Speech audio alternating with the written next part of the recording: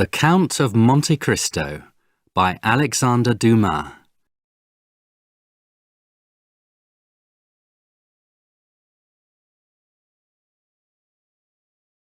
Chapter 5 The Prison. The soldier took Dantes to a small room. Then, at about 10 o'clock, an officer and 4 soldiers took him through the streets to the shore. They put Dantes in a boat.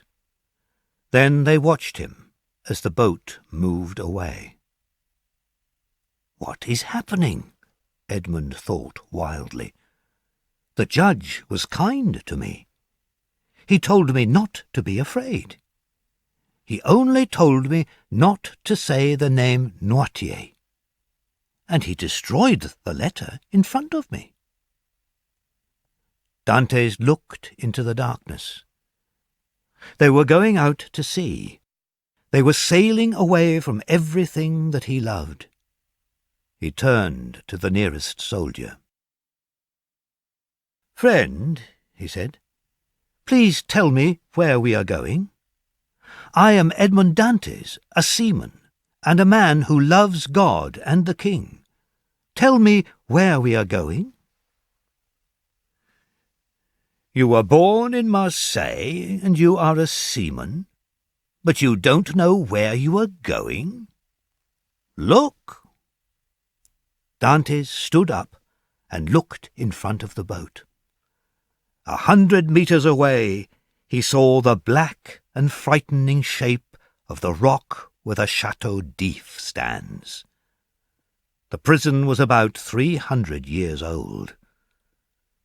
People tell many strange stories about this place, Dantes thought.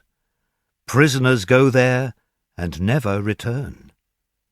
Is this the end of all hope? "I am not going to be a prisoner there," cried Dantes. "Only important prisoners, enemies of the king, go there. Mr. Villefort promised me—" "Mr. Villefort told us to take you to the Chateau d'If." The boat reached the shore. A soldier jumped out, took Dantes' arms, and pushed him up some steps. He passed through a door, and the door closed behind him. He was in a courtyard with high walls on all sides. He heard the feet of soldiers walking around outside. "Where is the prisoner?" a voice said. "Follow me." Dantes followed. The man took him to a room which was almost under the ground. "This is your room for tonight," the man said. "It is late and the governor is asleep.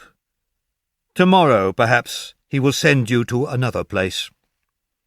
There's bread and water and some dry grass to sleep on. Good night." The man left quickly and took away his lamp. Dantes was alone in the darkness and the silence. At the first light of day, the guard returned. Dantes was standing in the same place, just inside the door. The man touched Dantes on the arm and asked, "Haven't you slept?" "I don't know," Dantes answered. The guard looked at him. "Are you hungry?" "I don't know." "Do you want anything?"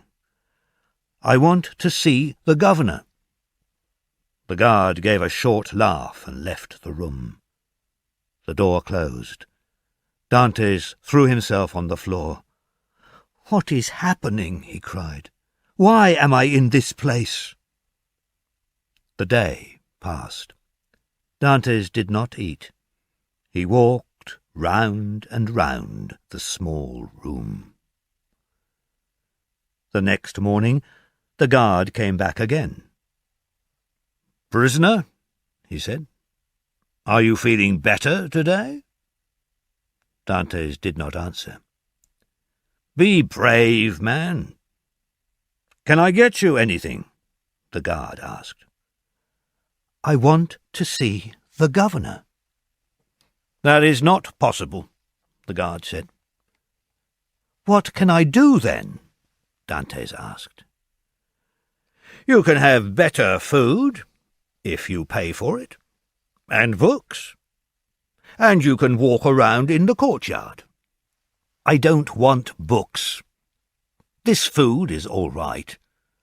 And I don't want to walk around. I want to see the governor." "You can't. Don't ask to see him. I will always say no. You will go crazy." "You think so?" "I know it. There is a man in this prison. He was in this room before you.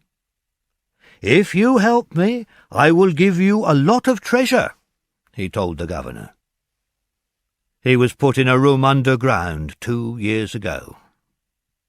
"Listen, I am not crazy," Dante said, "and I must see the governor." "Ho, ho!" cried the guard, stepping back. "You are going crazy. We will have trouble with you. But there are plenty of places underground." He went out.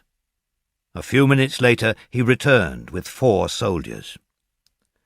"The governor has sent orders," he said. He turned to the soldiers. "This prisoner is crazy. Put him underground." The soldiers took Dante's arms. He went quietly. They walked down 15 steps. Then the soldiers opened the door of a room and threw Dantes inside. The door closed, and Dantes walked around. He held his hands out until he touched the wall. Then he sat down in a corner.